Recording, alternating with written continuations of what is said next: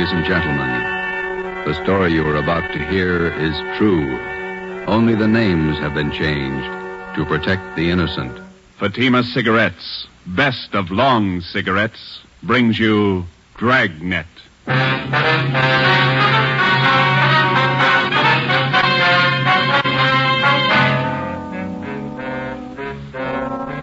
You're a detective sergeant.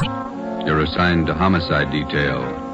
A vicious killer has taken the life of a 62-year-old woman. Suspicion points in only one direction. The murderer was heartless, cold-blooded. Your job, get him. If you want a long cigarette, smoke the best of long cigarettes. Smoke Fatima. It's the long cigarette that contains an essential ingredient of all the very popular cigarettes, Turkish tobacco. That's why you see the Turkish symbols on the attractive golden yellow Fatima package. That's why Fatima has a much different, much better flavor and aroma than any other long cigarette. That's why Fatima doubles and redoubles its smokers. Yes, if you want a long cigarette, smoke the best of long cigarettes. Smoke Fatima. Dragnet, the documented drama of an actual crime.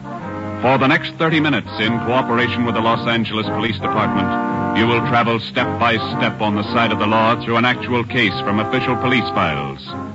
From beginning to end, from crime to punishment, Dragnet is the story of your police force in action. It was Saturday, November 5th. It was foggy in Los Angeles. We were working the day watch out of homicide.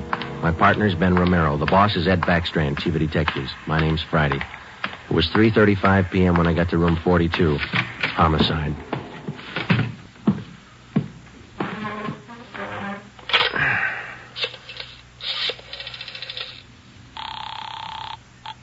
Long distance. This is Friday in homicide. I'd like to place a call to Mr. Frank Renard in Murphy, Idaho. The number is 761. Frank Renard, Murphy, Idaho, 761. Yeah, that's right. The call's been cleared with the business office. All right. Do you want me to call you back, Sergeant? No, I'll hang on. Okay, I'll place it for you.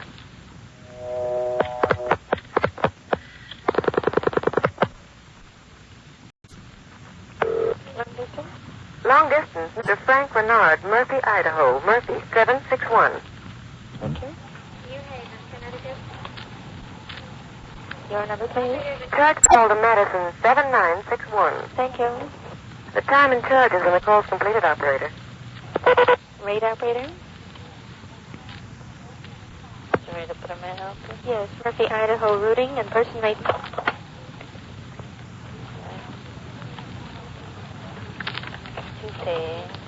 N-A-M-P-A, Napa. Hi. Operator, the number is 4C. Hi. 160, thank you. Welcome. Through Boise.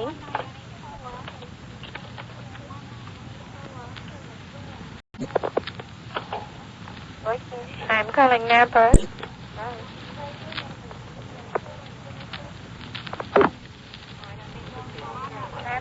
Murphy, 761. Thank you.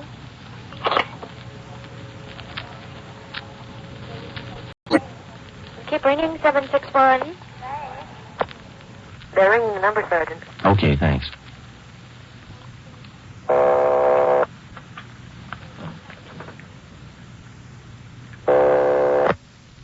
Hello? Mr. Frank Renard, please. Los Angeles calling. Who do you want? Mr. Frank Renard, please. Los Angeles calling. I'm Frank Renard. Go ahead, please. All right, Sergeant, go ahead. Hello? Hello? Hello, Frank Renard? Yeah, who's this? This is Sergeant Friday, Los Angeles Police Department. I've got an urgent message for you. For me? Well, what's the matter? Your wife, Dolores, asked me to call you. Something's happened to your mother. What do you mean? What's happened? I better let your wife tell you. She wants you back in Los Angeles right away. Look, what's this all about? I can't leave my job now. You better come. Your mother's been murdered.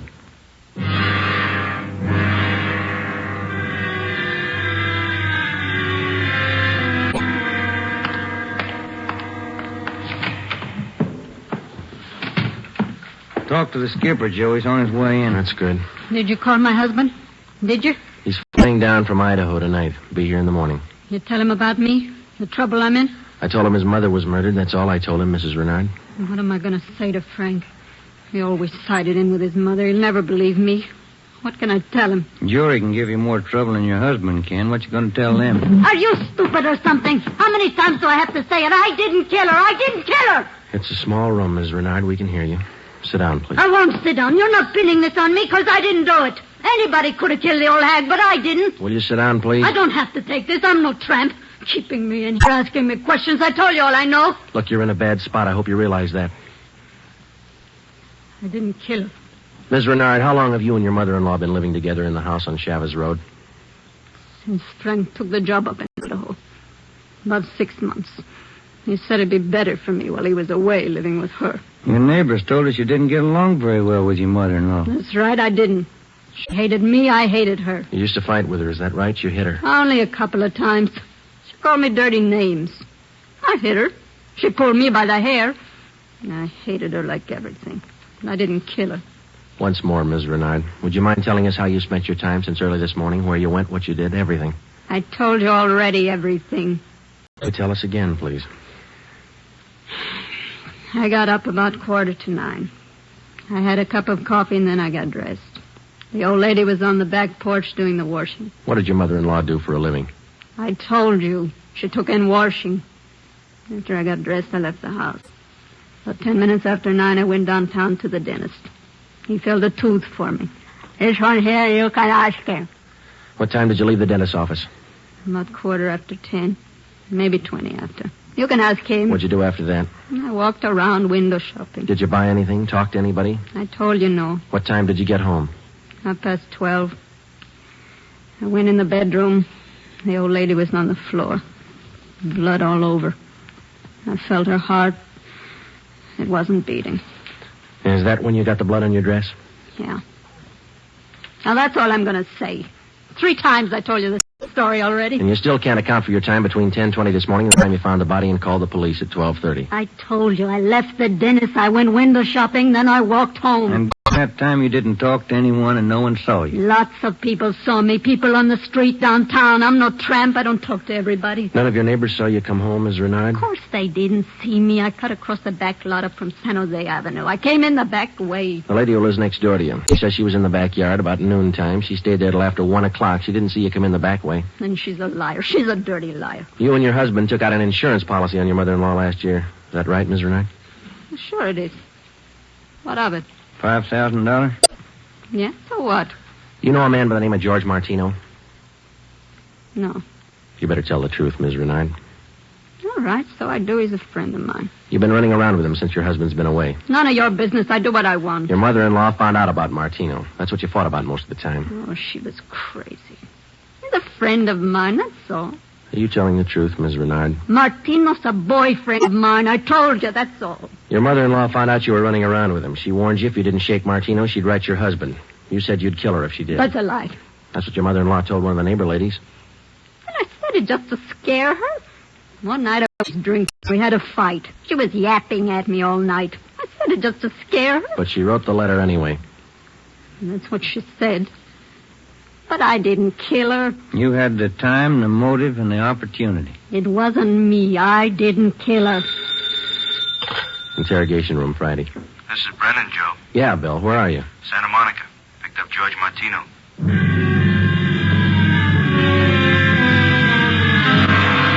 Ben and I drove Mrs. Renard to Lincoln Heights Jail, 5th floor, and had her booked on suspicion of 187 PC. When we checked back in at the office, Brennan and Wiseman, the other 2 men on the case with Ben and I, were questioning George Martino in the interrogation room. Ben and I stood by. Martino admitted only 2 things. He had been running around with Mrs. Renard since her husband left town, and he had heard Mrs. Renard express a desire to do away with her mother-in-law. After the questioning of Martino, Sergeant Brennan, Ben and I met with Chief Ed Backstrand. It was 5:15 p.m. You got everything but the murder weapon, huh? That and Mrs. Renard's confession. She ought to come through, huh, Joe? I don't know. She's scared, but she's still got a smart mouth. What about Martino, Brennan? You think he had a hand in it? I don't think so. We spent most of the afternoon talking to him. He hasn't got the guts. We took a statement. And does he have an alibi? Solid. What was the cause of death? Strangulation, multiple fractures of the skull. All motives are with Mrs. Renard, Chief. Pretty clear-cut job. No evidence of robbery or burglary, I guess. A couple of dresser drawers in the bedroom were emptied on the floor and clothes tossed all around. Pretty obvious plan to make it look like burglary. Maybe. We found 3 $1 bills in plain sight. They were on the floor near the body. If a burglar went through the stuff, he wouldn't have missed that money. And it shouldn't be too much trouble tying it up. Shouldn't be, Skipper. Friday and Romero, you follow the case through. Just a minute. Hello, Backstrand. Yeah? What? All right, I'll send him over. Lee Jones. Just finished checking the evidence at the crime lab. Yeah? He thinks Mrs. Renard's innocent.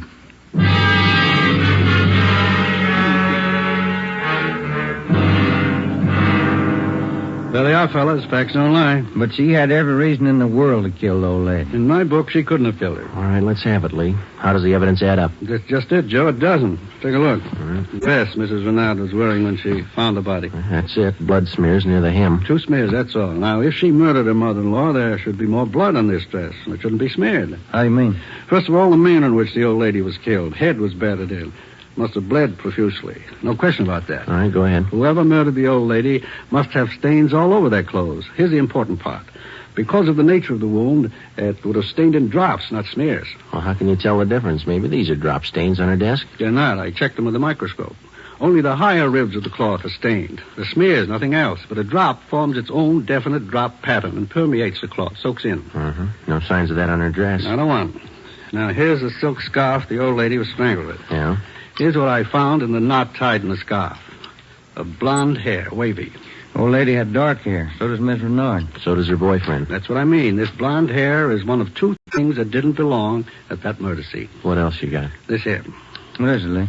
Small piece of plastic. From a gun butt, I'd say. See here? Uh-huh. Crisscross surface, then a little smooth area here. Yeah? The killer could have hit the old lady with the butt of a gun. And a piece of the stock could have chipped off like this, huh? Miss Renard doesn't own a gun. Neither did her mother-in-law.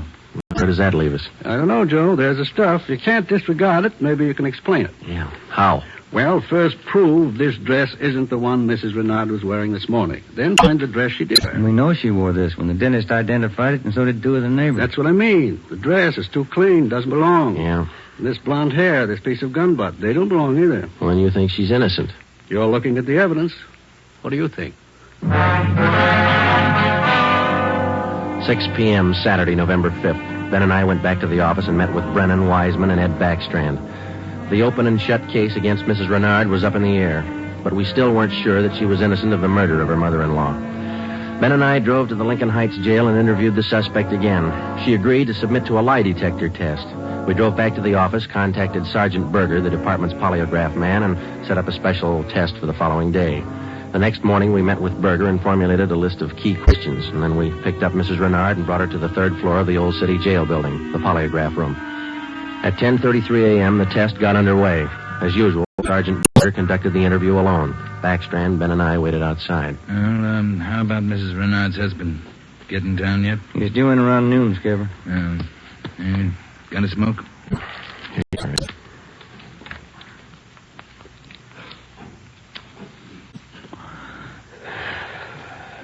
Thanks.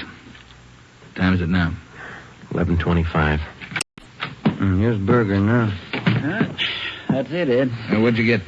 I can study the chart a little more. The results are pretty well defined, though. How's it look? No reaction to the key questions.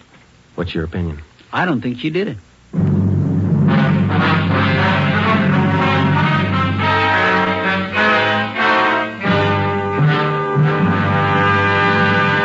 You are listening to Dragnet, authentic stories of your police force in action.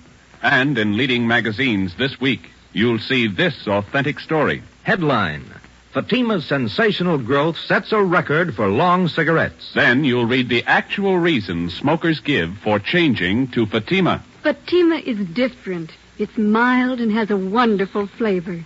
Fatima's best. These are the words of Miss Pamela Bookman of New York, where Fatima has increased its smokers 132%. Fatima tastes much better than any other long cigarette.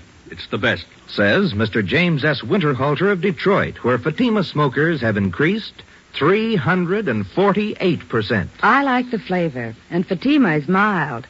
It's the best long cigarette. That's the statement of Mrs. Mary C. Werdeman of Los Angeles, where Fatima has increased its smokers 545%.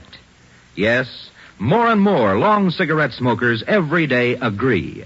A change to Fatima is a change to the best. Enjoy Fatima yourself. Best of long cigarettes.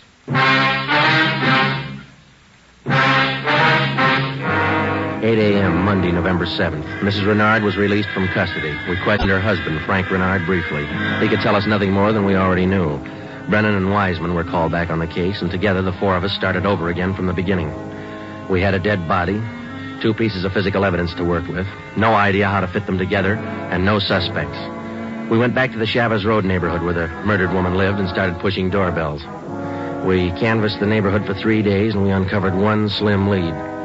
He was selling magazines, officer. Went door to door, right up the street here. Young fellow. Could you describe the man for us, please? Nothing to talk about.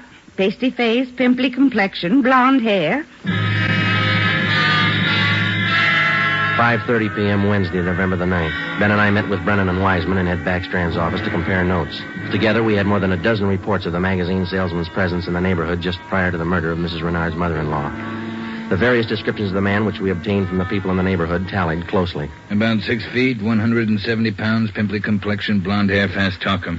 About 25 years old. As far as we know, Skipper, he was the only stranger in the neighborhood last Saturday morning. Only one that people remember, anyway. How close did you trace him to the Renard house? You got your list there, Brennan? Yeah.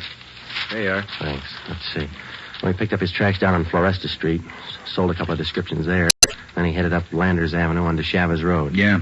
The Renards live at 2280 Chavez Road. That salesman talked to the woman at 2274 Chavez. That's 3 doors away from the Renards. When was he seen there? Oh, let me see. Where is that, Brennan? Oh, on the 15-7 sheet, Joe. Didn't have enough room on the report. Oh, yeah. Here it is. Mrs. John Rico, 2274 Chavez. The guy was there about 11:45 Saturday morning. Well, that puts him in the running. First time he ever showed in that neighborhood? First time, Skipper. Fresh kid, not a very good salesman. Here's the name of the company he's working for, the Harrison News Distributors. You check with them? Well, they're closed for the night. We'll call them the first thing tomorrow. Good. Here's something else for you. I had a call from Frank Renard this afternoon. What'd he have to say? Seems in the excitement just after the murder, Mrs. Renard overlooked a couple of things. What's that? Well, they're missing a yellow table model radio. It was in the bedroom where the old lady was killed. Well, that ties in with a robbery motive, huh? And they're missing a ring, too. Belonged to Mrs. Renard. Topaz ring. Supposed to be worth a little money. But she didn't notice it was gone until today. That's right. You got the serial number on the radio? Yeah, right here. Yeah, let's see. Yeah, Brennan, here we are. It's an Emerson model 511, 180,000, 277609. A lot of small radios in town. There's only one with that serial number on it. Track it down. A complete description of the Topaz ring and the serial numbers and description of the yellow table model radio were sent to the pawn shop detail. The information was then placed on the stolen property list and relayed to every pawn shop operator in the city. The next morning, Ben and I interviewed the manager of the Harrison News Distributing Company. There, the suspect had given his name as Sam Bricker. We checked out his home address. Turned out to be a gas station in North Hollywood.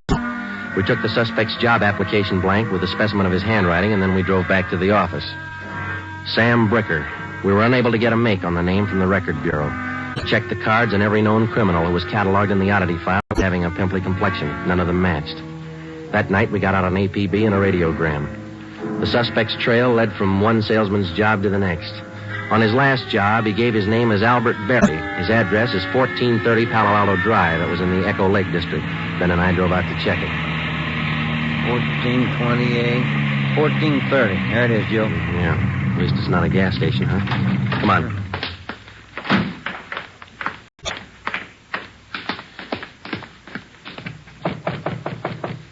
Tiresome, huh? Yeah, I could stand a change. Yes, what is it?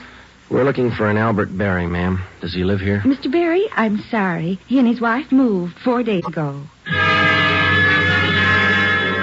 We identified ourselves as police officers and had the landlady, a Mrs. Catherine Hoffman, show us the apartment which Berry and his wife had occupied. It was still vacant. In one of the closets in the apartment, we found a cheap overnight bag. The lock on it was broken and one of the seams had ripped. I forgot about that old bag, and Mr. Berry told me I could throw it away. Take a look. I'm in. Yeah. How long has Berry been married? Do you know, Mrs. Hoffman? No, I don't. But the way they acted, lovey-dovey all the time, I don't think they've been together long. Hey, Joe. Look, some kind of an identification tag. Yeah, let me see. Get it up here. It's a tool disc, it looks like, doesn't it? Jameson Larrabee, Pittsburgh, Pennsylvania. You're not after Mr. Barry, are you, officer? Yes, ma'am, we are. Did he leave a forwarding address? I wish he did. I'm holding 3 letters for Mrs. Barry in my apartment right now. May we see them, please? Certainly. Would you step this way, please? My apartment's just across the hall. Yes, ma'am. Would you like a bottle of beer or something? No, ma'am, thanks. Let's see. I thought I put... Yes, here they are. 3 of them, Sergeant. From her folks, I think. Mrs. Barry's from Fresno. Oh, that's good. You want to copy down this return address, Ben? Yeah, go ahead. Okay. That's C.K. Ulrich, U-L-R-I-C-K. 525 North Lamona, Fresno. Yeah, I got it. There you are, Miss Hoffman. By the way, did the Barrys say they'd call for their mail? Mrs. Barry did. That's why I'm holding on to it. All right. Just one more question. Do you remember if Mr. and Mrs. Barry had a radio? Yes, they did. A small one. Do you remember what brand it was? No, I don't. It had a yellow case. That's all I remember. Before we left, we called Ed Backstrand, and he had an immediate stakeout placed at the apartment house in case the Barrys returned to pick up their mail. Ben and I went back to the office and placed a call to the Pittsburgh Police Department. We gave them the description and the number of the tool disc which we'd found in Barry's old suitcase. They said they'd check with the Jameson Larrabee Company in the morning, and then they'd call us back. That night, Ben and I drove to Fresno and checked in at the police station up there. 2 officers were assigned to stake out the Ulrich home. We interviewed Mr. Ulrich, who identified himself as Albert Barry's father-in-law. He told us his daughter had married the murder suspect 8 months before, and he gave us pictures of Barry taken at the wedding. Ulrich told us that he'd catch a Santa Fe train out of Fresno the next morning. He wanted to be in Los Angeles to take his daughter home when Barry was apprehended. It was almost 2 a.m. when Ben and I left Fresno and started back for Los Angeles. We checked in at the office at 10 minutes past 8 the next morning. At 8:35, the call came through from the Pittsburgh Police Department. What did they say, Joe? It was a tool disc, all right. Jameson Larrabee Company, issued 18 months ago to one of their workers. They give a name? Albert Barry. 11 a.m. Monday, December the 5th. 1 month to the day since the 62-year-old woman had been beaten to death. The pictures of Barry and his wife, which had been taken at their wedding, were printed up in wholesale lots and distributed to all points. Mr. Ulrich, Barry's father-in-law, arrived in town and got himself a hotel room. We waited. There was no report from the stakeout at the apartment house. We checked back in at the office at 5 minutes to 1. I'll get it. Homicide, Friday. This is Mr. Ulrich, Sergeant. I just got a call from my wife in Fresno. I thought you'd want to know. What's that?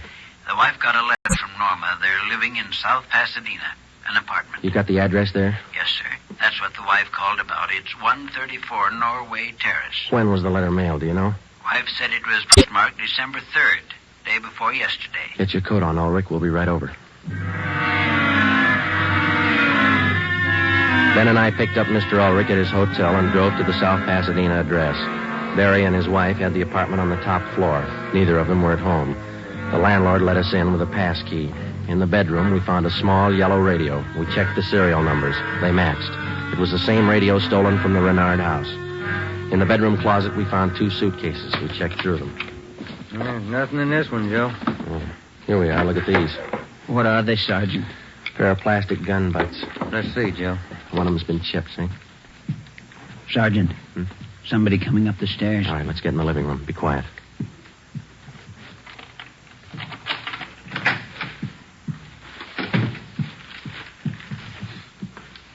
Dad, what are you doing here?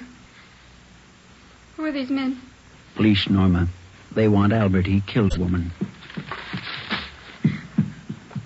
Dad.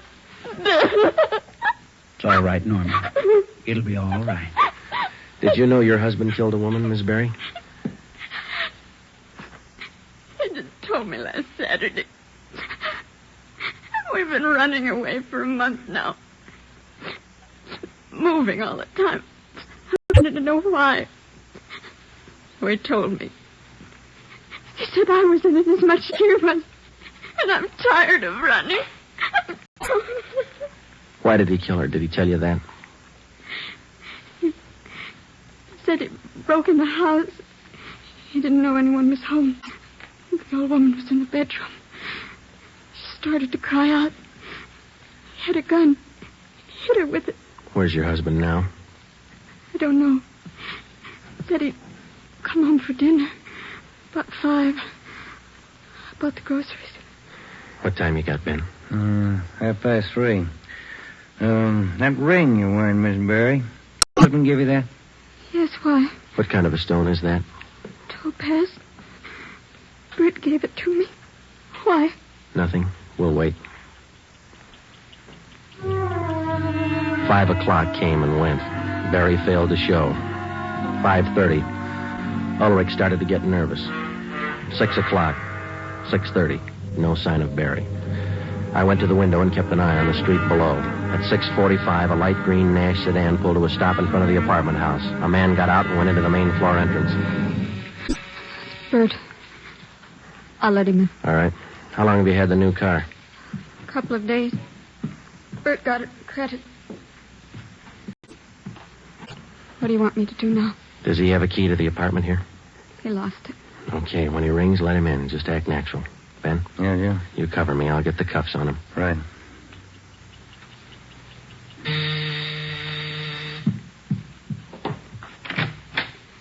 Hi, Bert. Look out, Joe! All right, drop it, Barry. Okay, Ben. Yeah. He's fast with a gun. Nice looking, isn't he, Sergeant? You'd never think he'd kill anybody. Come on, let's take him in. I love him. I still love him. But you're a cop. You wouldn't understand. That's right. I wouldn't understand. I'm a cop. The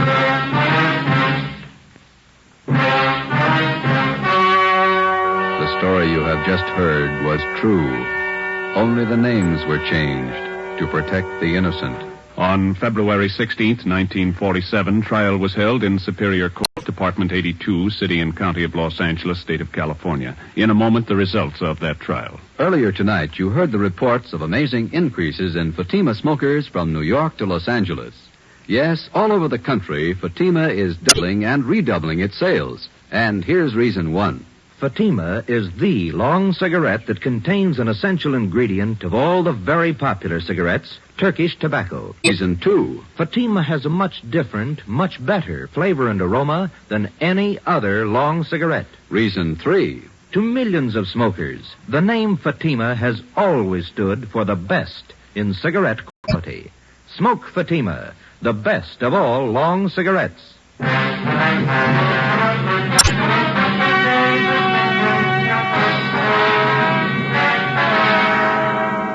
Albert Ralph Berry was tried and convicted of murder in the first degree. His wife, Norma Berry, was found innocent of the charge that she harbored a criminal. She was returned home with her father.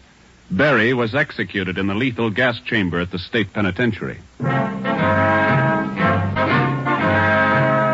You have just heard Dragnet, a new series of authentic cases from official files. Technical advice for Dragnet comes from the Office of Acting Chief of Police W.A. Wharton, Los Angeles Police Department. Tonight's program is dedicated to Private Hubert W. Estes of the District of Columbia Metropolitan Police Department, who on the night of May 16th, 1947, gave his life so that yours might be more secure.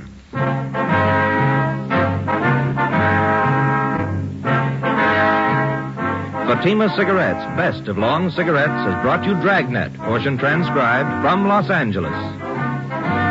Be sure to hear songs by Morton Downey tonight on NBC.